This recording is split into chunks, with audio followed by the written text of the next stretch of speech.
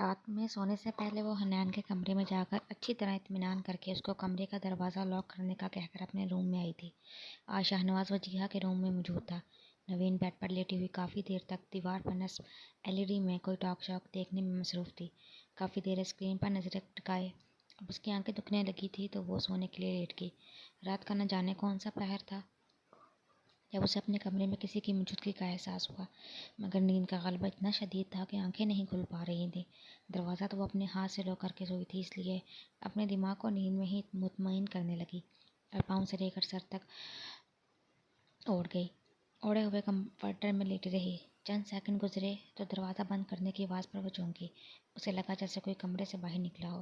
اسے اپنے کمفرٹر میں بھی کسی کی موجودگی کا احساس ہونے لگا۔ عجیب سی خود بخود کو وہم سمجھ کے ہرگز نہیں جھٹک سکتی تھی۔ ٹر ٹر کی آواز کے ساتھ جیسے کمفرٹر میں کوئی چیز اچھل رہی ہو۔ نوین کی آنکھ کھل گئی اور ذہن مکمل طور پر بیدار ہو چکا تھا۔ وہ کوئی ایک چیز نہیں تھی، دو سے بھی زائد تعداد میں موجود تھی۔ اپنے بالوں میں عجیب سی سنسناہٹ کا احساس ہوا۔ مکمل اندھیرا ہونے کی وجہ سے وہ صرف اپنے بالوں میں ہاتھ لگا کر چیک کر سکتی تھی کہ کیا وہ چیز ہے، مگر اتنے میں اچھل کر کوئی چیز اس کے پیٹ پر آ بیٹھی۔ دل خراش چیخیں مارنے کے ساتھ نوین نے کمفرٹر اتار کر دور پھینکا اور اب وہ زور زور سے چیختی ہوئی فرش پر ننگے پاؤں اچھل رہی تھی اور خوف کے مارے اپنے بالوں کو تو کبھی اپنے کپڑے جھاڑ رہی تھی۔ نوین کیا ہوا؟ اس کے روم سے آتی چیخوں کی آواز سے پورا گھر ہی بیدار ہو چکا تھا۔ شاہنواز بھاگتا ہوا اس کے روم میں آیا اور کمرے کی لائٹ کھولی۔ اب وہ پھٹی پڑی آنکھوں سے شاہنواز کو دیکھ کر اس کے گلے سے لگ گئی۔ وہ باقاعدہ زور زور سے رونے لگی۔ آپ ہی کیا ہو گیا ہے؟ آپ کو بتائیں نا پلیز۔ آگے پیچھے حنان، اذہان اور سب سے آخر میں ویل چیئر پر وجیہہ نوین کے کمرے میں داخل ہوئی۔ نوین کو روتا ہوا دیکھ کر حنان کو بھی رونا آنے لگا۔ نوین کچھ بتاؤ گی یا پھر یوں ہی کھڑی روتی رہو گی؟ شاہنواز اسے الگ کرتا ہوا جھنجھلا کر پوچھنے لگا۔ شاہنواز وہ میرے روم میں یہاں پر مینڈک تھے۔ نوین اپنے آنسو صاف کرتے ہوئے بولی۔ کیا مینڈک؟ کہاں سے آگے روم میں مینڈک؟ تم نے ضرور کوئی خواب دیکھا ہوگا۔ شاہنواز اسے دیکھتا ہوا سمجھانے لگا کیونکہ ابھی بھی اس کے چہرے پر خوف کی کیفیت طاری تھی۔ ڈرامے! اذہان ہنستا ہوا بڑبڑا کر واپس اپنے روم میں جانے لگا۔ شاہنواز یہ آیا تھا میرے روم میں اور اس نے میرے کمفرٹر کے اندر ڈالے ہیں مینڈک، وہ بھی کوئی 4 سے 5۔ نوین اذہان کی طرف ہاتھ سے اشارہ کر کے شاہنواز کو بتانے لگی۔ او ہیلو، طبیعت سیٹ ہے تمہاری؟ اگر مجھے کچھ ڈالنا ہوتا تو تمہارے اوپر مینڈک کی بجائے سانپ کا آپشن زیادہ بیسٹ تھا، اور 4-5 ہرگز نہیں۔ اتنا زہر تو تم میں پہلے سے موجود ہے۔ 20 سے 25 سانپ چھوڑتا میں تمہارے اوپر۔ اپنی حد میں رہو اور الزام تراشی سے گریز کرو۔ اذہان سنجیدگی سے جھٹکتا ہوا بولا۔ وہ دیکھے شاہنواز ڈیوائڈر کے نیچے مینڈک، میں سچ بول رہی ہوں۔ ایک بڑے سائز کا مینڈک کودتا ہوا ڈیوائڈر کے نیچے سے برآمد ہوا، جمپ لگاتا ہوا ڈری سہمی حنان کی طرف آنے لگا۔ اب کی بار چیخنے کی باری حنان کی تھی۔ وہ گلا پھاڑ کر چیختی ہوئی اذہان کے گلے سے جا لگی۔ مجھے اس مینڈک سے بچا لو پلیز۔ حنان باقاعدہ اذہان کا کالر پکڑ کر اپنی ایڑیاں اوپر اٹھاتی ہوئی اونچا ہونے کی کوشش کر رہی تھی، جیسے اذہان اس کے ڈر کو خاطر میں لاتے ہوئے ابھی اسے گود میں اٹھا کر مینڈک سے بچا لے گا۔ اذہان نے ایک نظر وجیہہ کو دیکھا جو جھیم مٹانے کے لیے ادھر ادھر دیکھ رہی تھی، پھر اس نے حیرت زدہ شکل اپنے باپ کی دیکھی جو اس کے سینے میں چھپی حنان کو حیرت سے دیکھ رہا تھا، اور پھر نوین پر اس کی نظر گئی جو غصے میں اپنی بہن کو کھا جانے والی نظروں سے گھور رہی تھی۔ دماغ خراب تو نہیں ہو گیا ہے تمہارا؟ پیچھے ہٹو بے وقوف لڑکی۔ روم سے باہر نکل گیا وہ۔ اذہان نے اپنے گلے سے حنان کے ہاتھ ہٹاتے ہوئے اسے جھڑک کر کہا۔ اذہان کو غصہ بھی آیا، کل تو اس کے ساتھ اس کے کمرے میں تو رہنے سے انکار کر دیا اور اس وقت اس کے ماں باپ کے سامنے چپکے ہی جا رہی تھی۔ اس مینڈک کا اچھا خاصا بڑا سائز تھا نا، اس لیے ڈر گئی۔ اب حنان نوین کا غصہ والا چہرہ دیکھ کر اذہان اور اسے اپنے ڈرنے کی وضاحت دینے لگی۔ تمہارے سائز سے تو چھوٹا ہے نا، میں بتا رہا ہوں یہ دونوں بہنیں پاگل ہیں، آدھی رات کو اپنے پاگل پن سے پورے گھر کو جگا کے رکھ دیا ہے۔ اذہان غصے میں کہتا ہوا ان دونوں کو گھورنے لگا۔ اپنا غصہ دکھا کر اصل بات کو مت دباؤ، بلکہ مجھے یہ بتاؤ کہ یہ مینڈک کہاں سے لائے ہو اور کیا مقصد تھا اس فضول سی حرکت کا؟ شاہنواز اذہان کو دیکھتا ہوا بولا۔ وہ اپنی بیٹی کی ساری کارستانی خوب جانتا تھا، آخر کو وہ اس کا باپ تھا۔ ڈیڈ یہ میری حرکت نہیں ہے، اس نے خود ڈرامہ کیا ہے آپ کی توجہ حاصل کرنے کے لیے۔ اذہان صاف مکر کر الٹا نوین پر الزام لگانے لگا اور نوین اس کے جھوٹ پر کھول کر رہ گئی۔ شاہنواز میں نے کل لان میں کیڑوں کی دوا ڈلوائی تھی سابرہ سے کہہ کر، یہ مینڈک وہیں سے آ گئے ہوں گے۔ وجیہہ شاہنواز کا غصے والا چہرہ دیکھ کر اسے بتانے لگی۔ آپ شروع سے ہی ایسا کرتی آئی ہیں وجیہہ، اس کی حرکتوں پر پردہ ڈال کر اس کو انتہا درجے کا بدتمیز بنا دیا ہے آپ نے۔ شاہنوازہ وجیہہ کے اوپر بگڑتا ہوا بولا، جاؤ تم حنین کے روم میں سو جاؤ جا۔ اب شاہنواز نوین کو دیکھ کر بولا، نہیں شاہنواز، تم یہی نوین کے پاس رک جاؤ، وہ اس وقت ڈری ہوئی ہے، میں بالکل ٹھیک ہوں۔ وجیہہ کے بولنے پر اظہار نے گھور کر وجیہہ کو دیکھا۔ گھورنے کی ضرورت نہیں ہے، فوراً میرے کمرے میں آؤ۔ وجیہہ اظہار کو بولتے ہوئے ویل چیئر چلا کر اپنے روم میں چلی گئی۔ حنین جاؤ، آپ بھی جا کر سو جاؤ اپنے روم میں۔ شاہنواز حنین کو دیکھتا ہوا بولا اور اظہار وجیہہ کے کمرے میں جانے لگا، جبکہ نوین اپنا سر دونوں ہاتھوں میں تھامے بیڈ پر بیٹھ گئی۔ وہ میں پوچھ رہی تھی، مینڈک میرے روم میں تو نہیں آئیں گے نا؟ حنین بے چارگی سے شاہنواز کو دیکھ کر پوچھنے لگی، جس پر اسے ہنسی آ گئی۔ اظہار نے بھی مڑ کر ایک نظر حنین کو دیکھا اور اپنے کمرے سے نکل گیا۔ ایسا کچھ نہیں ہوگا، آرام سے جا کر سو جاؤ، شاہنواز حنین کو دیکھتا ہوا بولا۔ حنین کمرے سے باہر نکل گئی۔ شاہنواز نے کمرے کا دروازہ بند کیا، مگر وہاں حنین کے کمرے کے پاس اظہار کھڑا ہوا تھا۔ حنین کو دیکھ کر وہ چلتا ہوا حنین کے پاس آیا۔ ہمارے گھر کے لان میں صرف مینڈک ہی نہیں بلکہ بڑے بڑے سینٹی پیڈ بھی موجود ہیں، اظہار سنجیدگی سے مگر ڈرانے والے انداز میں حنین کو دیکھ کر بولا۔ Centi paid? حنین خوف سے تھوک نگلتے ہوئے پوچھنے لگی۔ جو کہ بالکل ہاں، جو کہ بالکل میری طرح جسم سے چپک جاتے ہیں، ایسے سینٹی پیڈ؟ اظہار نے اچانک اسے پکڑ کر زور سے اپنے بازو میں جکڑتے ہوئے کہا۔ حنین اسے اپنا آپ چھڑا کر ایسے دور ہوئی جیسے کہ وہ خود کوئی سینٹی پیڈ ہو۔ اب وہ خوف زدہ نگاہوں سے اظہار کو دیکھنے لگی۔ تم مجھے ڈرا رہے ہو؟ حنین ڈرنے کے ساتھ غصہ کرتے ہوئے بولی۔ ڈرا نہیں رہا، بالکل سچ کہہ رہا ہوں، میں تو صرف ایک پپی لے کر دور ہو جاتا ہوں، ایسے۔ اظہار نے حنین کا منہ زور سے پکڑ کر گال پر زوردار کس لینے کے بعد جھٹکے سے اسے چھوڑا۔ وہ سامنے دیوار سے جا لگی، خوف سے آنکھیں کھولے اظہار کو دیکھنے لگا۔ اظہار اس کے قریب آیا، دیوار کے دونوں سائڈ پر اپنے ہاتھ رکھ کر حنین کے فرار ہونے کا راستہ بند کیا، مگر وہ سینٹی پیڈ ہرگز پیچھے نہیں ہٹتے جب تک وہ انسان کی بائٹ نہ کرے، ایسے۔ اظہار حنین کے چہرے پر جھک کر اس کے دوسرے گال پر بائٹ کیا۔ اظہار! حنین اسے پیچھے ہٹا کر اپنا گال سہلاتے ہوئے ابھی بھی خوف زدہ ہو کر اظہار کو دیکھ رہی تھی۔ اظہار نے اسے خود سے قریب کر کے دوبارہ اپنے حصار میں لیا اور اپنا چہرہ حنین کے قریب کیا۔ یقین مانو، سینٹی پیڈ بہت خطرناک ہوتے ہیں، جب تک وہ اپنی ساری ٹانگیں جسم میں گاڑ کر انسان کے جسم میں اپنا زہر نہ بھر دے، وہ بالکل پیچھے نہیں ہٹتے، مگر میں تمہارے لیے ان سے بھی زیادہ خطرناک ہوں، اس لیے آج اپنے کمرے کا دروازہ اچھی طرح لاک کر کے سونا۔ اگر میں رات میں تمہارے کمرے میں آ کر تم سے چپک گیا نا، تو یقین جانو عزت تو جائے گی ہی جائے گی، مگر تمہاری جان پر پناہ مانگو گی مجھ سے تب بھی نہیں بخشوں گا۔ اظہار مدھم آواز میں سرگوشی کرتا ہوا بولا۔ وہ حنین کی نارمل سپیڈ سے تیز ہوتی ہارٹ بیٹ بآسانی محسوس کر سکتا تھا۔ اظہار پلیز چھوڑو نا مجھے، حنین نے ڈرتے ہوئے اس کی باہوں کا حصار توڑنا چاہا۔ جب میں نے کل تم سے کہا تھا کمرے میں چلو تو کیوں نہیں مانی میری بات، جواب دو۔ وہ حنین کے بالوں میں اپنی انگلیاں پھنسائے اس کا چہرہ ان سے کرتے ہوئے پوچھنے لگا، انداز میں سنجیدگی کے ساتھ ساتھ غصہ بھی شامل تھا۔ مار ڈالو، تم اور عابد دونوں مل کر مجھے مار ڈالو۔ حنین کو اس کی شدت اور اب غصہ دیکھ کر رونا آنے لگا۔ ماروں گا نہیں، تمہاری نس نس میں اپنا پیار اتاروں گا، لیکن تمہاری آپی کا علاج کرنے کے بعد۔ اظہار اپنی سانسوں کے ذریعے حنین کے سانسوں میں اپنا پیار اس کے اندر اتارنے لگا۔ اس نے ابھی بھی حنین کے بالوں میں اپنی انگلیاں پھنسائی ہوئی تھی، جبکہ دوسرا بازو اس کی کمر کے گرد مضبوطی سے باندھا ہوا تھا۔ حنین نے اس کی شرٹ مضبوطی سے پکڑی ہوئی تھی، مگر اب اس کا جواب دے چکا تھا۔ اظہار کا انداز دیکھ کر اس کی آنکھوں سے پانی آنے لگا۔ جب اپنے ہی ہونٹوں سے رستے خون کا ذائقہ منہ میں گھلتا محسوس ہونے لگا، تب اظہار نے اس کے ہونٹوں کی جان بخشی۔ مجھ سے دوری برتنے کی یہ چھوٹی سی سزا تو بنتی ہے۔ اب جب تک تم مجھے اپنے بیڈ روم میں خود نہیں بلاؤ گی، میں دیکھوں گا تک نہیں تمہاری طرف۔ اپنے ہونٹوں سے خون صاف کرنے کے بعد وہ حنین سے کہتا ہوا وہاں سے چلا گیا۔ کیونکہ یہ حرکت تم نے نوین کے ساتھ؟ اظہار وجیہہ کے روم میں آیا تو وجیہہ بیڈ پر بیٹھی ہوئی اس کا انتظار کر رہی تھی۔ اسے دیکھ کر پوچھنے لگی، آپ کو بھی یہی لگتا ہے کہ یہ حرکت میں نے کی ہے؟ اظہار سنجیدگی سے وجیہہ کو دیکھتا ہوا پوچھنے لگا۔ مجھے پورا یقین ہے اظہار، ایسا تم نہیں کیا ہے، وجیہہ اسے گھورتی ہوئی بولی، جس پر وہ سنجیدہ تاثرات کے ساتھ وجیہہ کے پاس بیڈ پر آیا اور اس کے برابر میں لیٹ گیا۔ اب وہ چہرے پر مسکراہٹ لائے اسے دیکھ رہا تھا۔ اس کی مسکراہٹ صاف اس کے کارنامے کی نشاندہی کر رہی تھی۔ وجیہہ نے اس کے گال پر چپت رسید کی۔ شرم کرو اظہار، کسی لڑکی کے ساتھ ایسا مذاق نہیں کرتے ہیں، بری بات ہوتی ہے۔ وجیہہ اب اسے دیکھتی ہوئی سمجھانے لگی، میرا اس کے ساتھ مذاق پہلے دن سے ہی نہیں ہے، یہ تو یوں سمجھ لے میں نے ایک چھوٹا موٹا بدلہ لیا ہے۔ اظہار نے مزے سے کہتے ہوئے وجیہہ کا ہاتھ اپنے سر پر رکھا۔ کیسا بدلہ؟ وجیہہ اس کے بالوں میں ہاتھ پھیرتی ہوئی پوچھنے لگی، آپ کو آپ کے بیڈ روم میں تنہا کر کے؟ مجھے میرے بیڈ روم میں تنہا کر کے وہ خود اپنے بیڈ روم میں مزے سے سو رہی تھی، چڑیل۔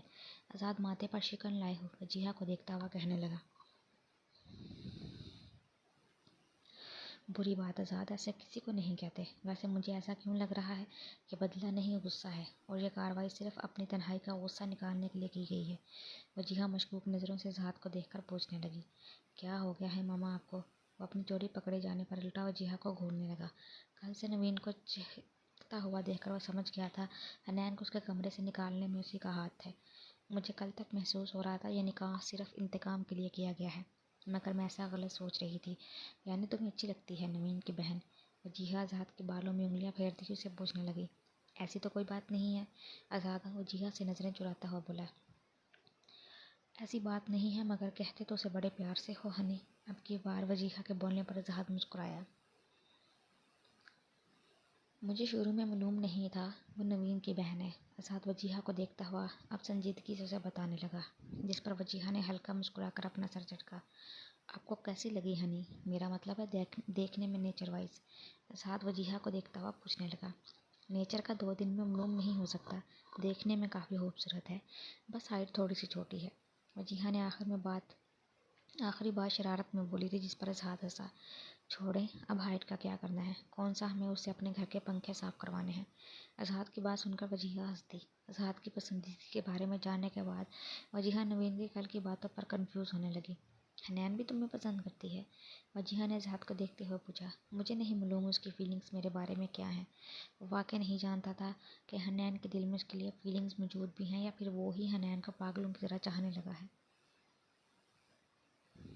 اگر تم حنین کو پسند بھی کرتے ہو تو تم نے اسے اپنی زندگی میں زبردستی شامل کیا ہے، یہ کوئی اچھا طریقہ تو نہیں ہے نا؟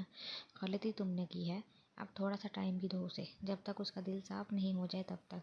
وجیہہ کی بات سن کر آزاد نے خاموش نگاہ وجیہہ پر ڈالی۔ ایک اور بات بھی میری بالکل سیریس ہو کر سنو آزاد، آج جو تم نے کیا وہ کوئی اچھی بات نہیں ہے بیٹا۔ بے شک تمہیں وہ نوین اچھی نہیں لگتی، مگر تمہیں اس کی کنڈیشن دیکھنی چاہیے۔ میں نہیں چاہوں گی آئندہ کوئی ایسی بات ہو جس سے شاہنواز کا دل تم سے خراب ہو۔ آئندہ تم کوئی بھی الٹی سیدھی حرکت نہیں کرو گے۔ وجیہہ بہت طریقے سے اسے سمجھانے لگی۔ اوکے، اب مجھے سونے دے اور آپ بھی لیٹ جائیں۔ آزاد اس کی ساری نصیحتیں سنتا ہوا بولا۔ شرافت سے جا کر اپنے بیڈ روم میں لیٹو، مجھے رات بھر تمہاری لاتیں اور مکے کھانے کا کوئی شوق نہیں ہے۔ وجیہہ بیڈ پر لیٹتی ہوئی بولی۔ آزاد اسے گھورتا ہوا اپنے کمرے میں چلا گیا۔ 10 دن گزر گئے تھے، حنین کو اس کے بیڈ روم سے رخصت ہوئے۔ اس دن کے بعد سے اظہار نے حنین سے کوئی بات نہیں کی، اور نہ ہی وہ اس کی طرف دیکھتا تھا، اور یہ بات حنین کو شدت سے محسوس ہو رہی تھی۔ وجیہہ اگر حنین سے کوئی بھی بات کرتی یا پھر حنین وجیہہ کے ساتھ گفتگو میں حصہ لیتی تو نوین اسے فوراً کسی نہ کسی بہانے سے کام کا کہہ کر کمرے سے رخصت کر دیتی۔ ان سب باتوں کو دیکھتے ہوئے حنین کا دل بہت اداس رہنے لگا۔ حنین کو معلوم تھا اس کی بہن کو آزاد کے گھر والوں سے اس کا فرینک ہونا پسند نہیں تھا، اس لیے کومل کو بھی بس وہ مسکرا کر دور سے دیکھتی، مگر اس کے پاس جا کر کوئی بات نہیں کرتی۔ دوسری طرف نوین 10 دن سے مسلسل آزاد کی حرکتیں اور بےہودگیوں پر خاموشی سے بغیر کسی کو کچھ کہے برداشت کر رہی تھی۔ اکثر شام کے بعد نوین کے بات لینے کے ٹائم پر یا تو گرم پانی کی لائن بند ہو جاتی، نلکوں میں صرف ٹھنڈا پانی آ رہا ہوتا، یا پھر گرم پانی، اور 3 دن پہلے اتنی شدید گرم پانی سے اس کی کمر بھی جل چکی تھی۔ اکثر رات کے وقت جب شاہنواز وجیہہ کے بیڈ روم میں ہوتا، آدھی رات کو اسے اپنے کمرے میں کسی کے چلنے کی آواز آتی، یا پھر کسی بچے کے یا بلی کے رونے کی۔ وہ ڈرپوک ہرگز نہیں تھی، جانتی تھی یہ سب کچھ اسے ڈرانے کے لیے کیا جا رہا ہے، اس لیے وہ صبح اٹھ کر کسی پر کچھ بھی ظاہر نہیں کرتی، بلکہ نارمل رہتی۔ کبھی روم میں سے اس کا موبائل غائب ہوتا ہے تو کبھی موبائل کا چارجر، اور وہ دونوں چیزیں ہی بیڈ روم کے ڈسٹ بن میں سے برآمد ہوتی۔ اسے نہیں معلوم تھا یہ سب ضرورت آزاد اپنے ٹف شیڈول کی وجہ سے کس وقت کرتا ہے، یا پھر کس سے کرواتا ہے۔ وہ جوابی کارروائی بہت اچھے طریقے سے دینا جانتی تھی، مگر خاموش صرف حنین کی وجہ سے تھی۔ وہ حنین کو یہاں سے رخصت کرنے کے بعد ہی آزاد کو اچھی طرح مزہ چکھانے کا ارادہ رکھتی تھی، مگر اس دوران ہی اس نے وجیہہ سے کافی حد تک اچھی دوستی کر لی تھی، ساتھ ہی کومل سے بھی کبھی کبھی بات چیت کر لی تھی، یہاں تک کہ ابا سے بھی اس کی سرسری ہی سے ہی سلام دعا ہو گئی تھی۔ جیسے آزاد اسے یا حنین کو مخاطب کیے بنا اپنے گھر والوں سے نارمل رویہ رکھے ہوئے تھا، ویسے ہی حنین بھی سب کے ساتھ اس کو مخاطب کیے بنا دوسرے سب سے نارمل رویہ رکھی ہوئی تھی۔ اسے صرف سکون اس بات کا تھا کہ وہ حنین کو تنگ نہیں کرتا تھا۔ وہ شاہنواز کو اعتماد میں لے کر چند مہینوں کے لیے حنین کو پنڈی بھجوانے کا ارادہ رکھتی تھی۔ یہ تمہارا کل کا ٹکٹ ہے ہنی، اسے سنبھال کر رکھو، کل 10 بجے کی تمہاری پنڈی کی فلائٹ ہے۔ نوین حنان کے روم میں آتے ہی سے ٹکٹ تھما کر بولی۔ حنان نے ایک نظر ٹکٹ پر ڈالی اور مجھے دل کے ساتھ ٹکٹ لے کر سائڈ ٹیبل پر رکھنے لگی۔ ایسے کیسے یہاں پر رکھ رہی ہو؟ سنبھال کر رکھو اسے، بلکہ چھپا کر رکھو۔ اظہار کو بالکل بھی بھنک نہیں پڑنی چاہیے اس بات کی۔ نوین اس کے لاپرواہ انداز پر اسے ڈپٹتے ہوئے بولی تو حنان نے ٹکٹ اٹھا کر وارڈ روم میں رکھے اپنے بیگ میں رکھ دیا۔ کون سا ذات میرے روم میں آتا ہے؟ آپ ہی، یا پھر مجھ سے بات چیت کرتا ہے؟ وہ تو میرے طرف دیکھتا ہی نہیں ہے اب جو اسے بھنک پڑے گی۔ حنان کا یہ سب بولتے ہوئے خود ہی دل اداس ہونے لگا۔ اس کا تمہارے روم میں نہ آنا، تمہاری طرف نہ دیکھنا اور بات چیت نہیں کرنا، یہی تمہارے لیے بہتر ہے۔ مہینہ 1.5 مہینہ پنڈی میں رہ لو، وہ تمہارے جانے کے بعد تمہیں ڈھونڈے گا، غصہ کرے گا، تھوڑی بہت اپنے نیچر کے مطابق اوقات بھی دکھائے گا، مگر تمہارے نہ ملنے پر وہ تھک ہار کے بیٹھ جائے گا۔ اس کے بعد جب اسے تمہاری طرف سے خلا کا نوٹس ملے گا تو شدید رد عمل کے طور پر اس پر سائن بھی کر دے۔ شاید صدا کا جذباتی بھی تو ہے۔ اس کے بعد میں تمہیں لندن بھجوا دوں گی، اپنی اسٹڈیز تم وہیں کنٹینیو کرنا۔ نوین کی پلاننگ سن کر حنان کو شدت سے رونے کا دل چاہا تھا۔ وہ خاموشی سے سب کچھ سنتی رہی۔ اوہو، اب یوں منہ لٹکا کر اداس مت ہو ہنی، میں مہینے بعد ہی تمہارے پاس چکر لگاؤں گی۔ میری جان، ڈنر کا ٹائم ہو گیا ہے، چلو اب۔ نوین حنان کو پیار سے گلے لگاتی ہوئی اس کے کمرے سے نکل گئی۔ حنان بھی سست قدم اٹھاتی نوین کے پیچھے چل دی۔ کھانا ڈھنگ سے کھاؤ ہنی۔ کھانے کے ٹیبل پر سب بیٹھے رات کا ڈنر کر رہے تھے۔ تب نوین نے دوسری بار حنان کو ٹوکا جو اپنی پلیٹ میں رکھے چاولوں کے ساتھ فورک سے کھیلنے میں مصروف تھی۔ پانی چاہیے تھا مجھے۔ حنان کے بولنے پر اظہار نے نظر اٹھا کر حنان کو دیکھا کیونکہ اتفاق سے پانی کا جگہ گلاس اسی کے پاس رکھا ہوا ہو۔ حنان کو اپنی طرف دیکھ کر وہ دوبارہ کھانے میں مصروف ہو گیا۔ طبیعت ٹھیک ہے تمہاری؟ شاہنواز حنان کی طرف پانی کا گلاس بڑھاتا ہوا اس سے پوچھنے لگا۔ تھینکس، طبیعت تو ٹھیک ہے، بس شام سے ہی سر میں درد ہو رہا ہے۔ شاہنواز سے پانی لیتی ہوئی دوبارہ اظہار پر نظر ڈال کر شاہنواز کو بتانے لگی، مگر اظہار لا تعلق بنا کھانا کھانے میں مصروف تھا۔ مجھے کیوں نہیں بتایا تم نے؟ نوین حنان کو دیکھ کر پوچھنے لگی۔ آپ میرے لیے کافی پریشان رہتی ہیں آپ ہی، اتنی پریشان مت ہوا کریں، درد ہے خود ہی ختم ہو جائے گا۔ حنان بولتے ہی اپنے پلیٹ میں جھکی تو اظہار دوبارہ اسے دیکھنے لگا۔ باقی کا کھانا سب نے خاموشی سے کھایا۔ وجیہہ کافی دیر سے اظہار کی لا تعلقی اور حنان کا اس کی طرف دیکھنا نوٹ کر رہی تھی مگر خاموش رہی۔ کس کے لیے بنائی ہے یہ کافی؟ کھانے سے فارغ ہونے کے بعد حنان کچن میں آئی تو 2 مگ کافی ٹرے میں رکھے دیکھ کر صابرہ سے پوچھنے لگی۔ یہ کافی تو شاہنواز سر اور اظہار سر کے لیے بنائی ہے، کیا آپ کے لیے بھی بنا دوں؟ صابرہ حنان کو دیکھ کر پوچھنے لگی۔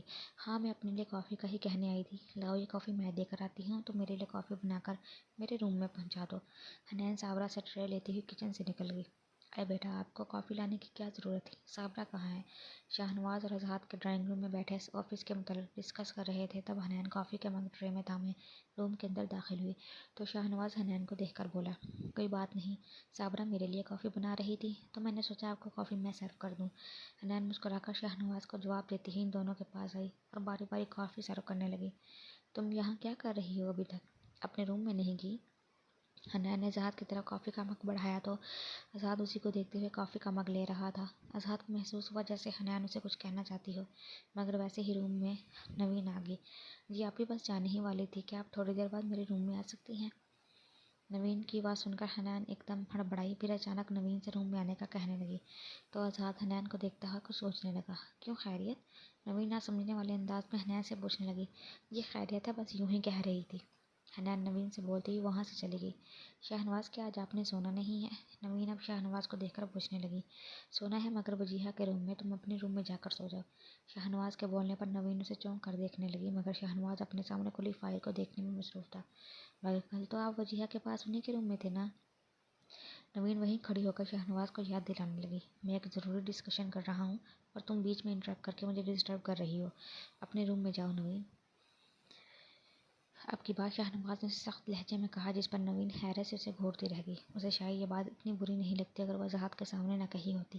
ایک نظر اس نے اظہار کو دیکھا جو ان دونوں سے لا تعلق بنا مزے سے کافی پی رہا تھا، مگر وہ صاف محسوس ہو رہا تھا یہ مزہ اسے کافی پی کر نہیں آ رہا تھا بلکہ شاہنواز کی بات سن کر آیا تھا۔ نوین پیر پڑکتی ہوئی وہاں سے چلی گئی۔ تم یہاں، کوئی کام تھا؟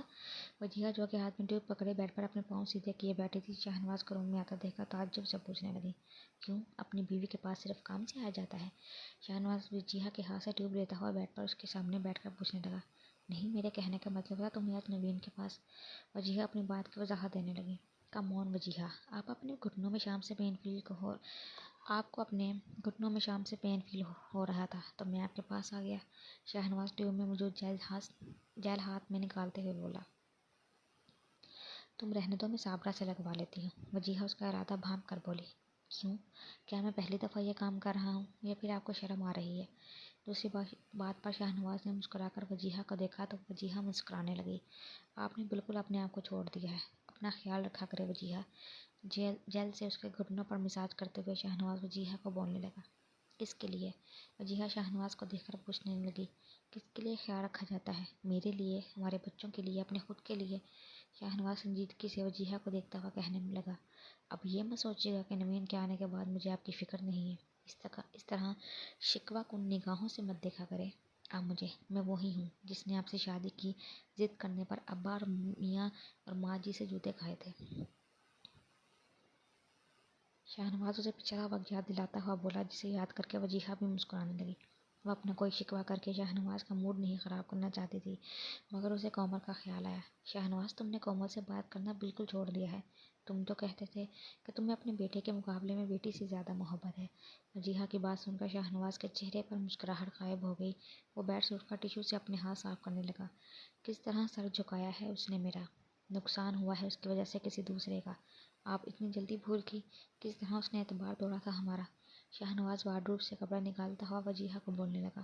شاہنواز، اسی نقصان کی وجہ سے تو وہ اتنے گہرے صدمے میں چلی گئی ہے کہ اپنے آپ کو، اپنی ذات کو فراموش کر بیٹھی ہے۔ اسے صرف ماں کی یا پھر بھائی کی ضرورت نہیں ہے، اسے اپنے باپ کی بھی ضرورت ہے، وہ باپ جو اپنی بیٹی کو سب سے زیادہ عزیز رکھتا تھا۔ وجیہہ شاہنواز کو دیکھتی ہوئی بولی۔ شاہنواز بنا کوئی جواب دیے اپنے کپڑے لے کر ڈریسنگ روم میں چلا گیا۔ شاہنواز سے نیو پروجیکٹ کے بارے میں ڈسکس کر کے وہ اپنے روم میں آیا، مگر اس کا دھیان بار بار حنین کی طرف جا رہا تھا۔ کھانے کی میز پر بھی حنین کا اپنی جانب دیکھنا وہ نوٹ کر چکا تھا۔ پھر کافی دیر وقت جس طرح وہ اسے دیکھ رہی تھی، اظہار کو یقین ہو گیا وہ اس سے کچھ کہنا چاہتی تھی۔ یقیناً روم میں بھی اس نے نوین کی بجائے اسے ہی بلایا تھا۔ اظہار نے رات کو سونے سے پہلے ٹراؤزر اور ٹی شرٹ پہنی، اپنا موبائل پاکٹ میں رکھتا ہوا وہ حنین کے کمرے میں پہنچا۔ اس وقت تقریباً سبھی اپنے اپنے روم میں موجود تھے۔ حنین کے کمرے میں پہنچ کر اس نے چاروں طرف نظر دوڑائی۔ حنین کمرے میں موجود نہیں تھی، البتہ اس کے کپڑے بیڈ پر رکھے ہوئے تھے اور واش روم کی لائٹ آن تھی۔ اظہار کے چہرے پر شرارتی مسکراہٹ ابھری۔ واش روم کی لائٹ آن دیکھ کر اظہار کا موڈ بھی آن ہو چکا تھا۔ وہ دوبارہ مین ہال میں آیا، ڈیوائڈر میں موجود چابیوں کے گچھے میں سے واش روم کی چابی نکالنے لگا۔ کل اسے یہاں سے چلے جانا تھا، اس بات کا سوچ کر ایک بے نام سی اداسی وہ اپنے اندر محسوس کر رہی تھی۔ وہ کیوں اداس تھی اسے معلوم نہیں تھا، مگر آج نوین کی خلا والی بات پر اس کا دل دکھا تھا۔ شاید وہ خود ایسا نہیں چاہتی تھی، مگر یہ بات وہ نوین کے آگے بولنے سے گھبراتی نہیں، شاید ڈرتی تھی، کیونکہ وہ اچھی طرح جانتی تھی کہ اگر یہ بات اس نے نوین کے سامنے بولی تو نوین اس کا بہت برا حشر کرے گی۔ نوین کا اظہار کو ناپسند کرنا اور اظہار کی نوین سے نفرت، یہ بات اس سے یا پورے گھر سے چھپی ہوئی نہیں تھی۔ ان دونوں کے سر جنگ نے حنین کو عجیب دوراہے پر کھڑا کر دیا تھا۔ وہ اداسی سے سوچتی ہوئی وارڈروب میں سے اپنے کپڑے نکالنے لگی۔ اظہار نے ڈنر کے ٹائم پر اسے دیکھا تک نہیں تھا، معلوم نہیں وہ اس کی بات سمجھا بھی ہوگا۔ حنین سوچتی ہوئی باتھ ٹب میں پانی بھرنے لگی اور شاور جیل سے خوب ساری جھاگ بنا کر واش روم کا دروازہ لاک کرتے ہوئے اب وہ تھوڑی دیر خود کو ریلیکس کرنا چاہتی تھی۔ چند ہی منٹ گزرے تھے جب اسے دروازہ کھولنے کی آواز آئی۔ حنین نے آنکھیں کھول کر دروازے کی طرف دیکھا، وہیں اس کے منہ سے بھیانک چیخ نکلتے رہ گئی، کیونکہ وہ اپنے دونوں ہاتھ ہونٹوں پر رکھ چکی تھی۔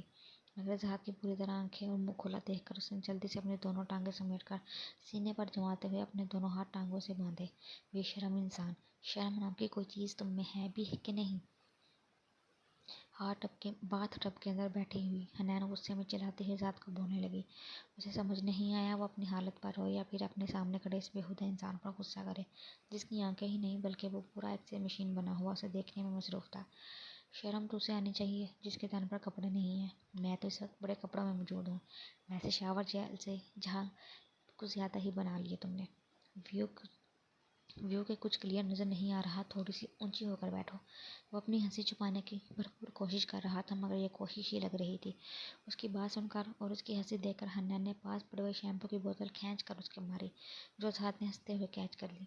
تم انتہا درجے کے بدتمیز اور چھچورے انسان ہو، ایٹیکیٹس کے نام کی کوئی چیز نہیں ہے تم میں، یوں کسی لڑکی کے واش روم میں آیا جاتا ہے، جب وہ بات لے رہی ہو تھوڑی دیر پہلے چھائی ہوئی اداسی کہیں غائب ہو چکی تھی۔ اب وہ صرف اضحیٰ کی شکل دیکھ کر غصہ اور اپنی قابل رحم حالت پر ترس کھا سکتی تھی۔ بدتمیز تو میں بچپن سے ہوں، مگر چھچھورا میں اب ہوا ہوں، وہ بھی تمہیں دیکھ کر۔ بائی دا وے، تم بھول رہی ہو مجھے یہاں بلانے والی تم ہی ہو۔ تھوڑی دیر پہلے تم ہی نے مجھے کافی دیتے ہوئے اپنی بہن کے سامنے بلایا تھا۔ آزاد اس کے چہرے پر شرم اور غصہ پریشانی والی کیفیت دیکھ کر لطف اندوز ہوتا ہوا بولا، میں نے تمہیں روم میں بلایا تھا، واش روم میں نہیں۔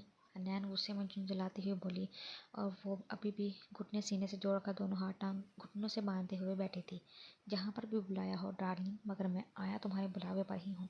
چلو شاباش، اب جلدی سے ٹب سے باہر نکل آؤ ورنہ میں دوسری بات کیے بغیر ٹب کے اندر آ جاؤں گا۔ وہ حنان کو دیکھ کر پیار بھرے انداز میں چھچوری سی دھمکی دیتا ہوا بولا، جس پر حنان کے رہے سے حسان اور خطا ہو گئے۔ حنان کو اس سے پوری امید تھی وہ ایسا کر سکتا تھا۔ ایک نظر اس نے دیوار کے ساتھ ہینگ ویو سے اپنے ٹاول کو دیکھا، مگر اسے اٹھانے کے لیے حنان کو کھڑا ہونا پڑتا، اور اس وقت حنان کی کھڑے ہونے والی پوزیشن بالکل نہیں تھی۔ وہ تمہارے پیچھے کیا ہے؟ اچانک حنان کے چہرے پر خوف کے اثار نمودار ہوئے۔ وہ ذات کے پیچھے دیوار پر کوئی چیز دیکھ کر خوف سے چیختی ہوئی اپنی آنکھیں بند کرنے لگی۔ اس کے چہرے پر خوف دیکھ کر ایک منٹ کے لیے ذات پیچھے مڑا، جس کا فائدہ اٹھا کر حنان جلدی سے اٹھی اور ٹاول کھینچ کر اسے جلدی سے اپنے گرد لپیٹنے لگی۔ ذات اس کی چال سمجھ کر زور سے ہنسا، مگر اس کے کھڑے ہونے پر اور ٹاول لپیٹنے پر جلدی سے وہ اپنے ٹراؤزر کی پاکٹ سے موبائل نکال کر حنان کی تصویریں بنانے لگا۔ شولڈر سے نیچے باندھا گیا ٹاول جس سے اس کے گھٹنے بھی کور نہیں ہو پا رہے تھے، اوپر سے حنان اس کی حرکت پر مزید گھبرا گئی۔ پہلے اس نے ذات کو تصویریں بناتے دیکھ کر اپنے چہرے پر دونوں ہاتھ رکھتے ہوئے منہ چھپا لیا، مگر اپنے آپ کو ٹاول میں ذات کے سامنے تصور کر کے وہ جلدی سے دوبارہ ٹب میں اسی پوزیشن میں بیٹھ گئی۔ تم نہایت چھچورے اور فضول انسان ہو، میں آج تمہیں نہیں بخشوں گی۔ حنان نے اس کو مزید تصویریں لیتا ہوا دیکھ کر ہینڈ شاور کو ہولڈر سے نکال کر شاور کرو کر ذات کی طرف کیا۔ اس سے پہلے پانی موٹی سی دھار کی صورت شاور سے باہر آتا اور ذات کے موبائل پر جاتا، ذات اپنا موبائل بند کر کے برابر دیوار پر لگے کیبنٹ کے اندر رکھ چکا تھا، مگر غصے میں حنان پانی سے اس کی پوری شرٹ بھگو چکی تھی۔ ذات نے ایک نظر اپنی شرٹ کو دیکھا جو کہ گیلی ہو کر اس کے سینے سے چپک چکی تھی۔ پورا پنگا لے لیا ہے ڈارلنگ آج تو تم نے، اب بخشوں گا تو میں تمہیں نہیں۔ ذات اپنے گیلے کپڑوں کو دیکھتا ہوا بولا اور باتھ ٹب کی طرف اپنے قدم بڑھانے لگا۔ آزاد نہیں، آزاد سوری، آزاد میں بالکل سیریس ہوں۔ حنان کے بار بار بولنے پر جب آزاد نے اپنے قدم نہیں روکے تو اس سے پہلے آزاد واقعی ٹب کے اندر آتا حنان ڈر کے مارے کھڑی ہو کر ٹب سے باہر نکلنے لگی۔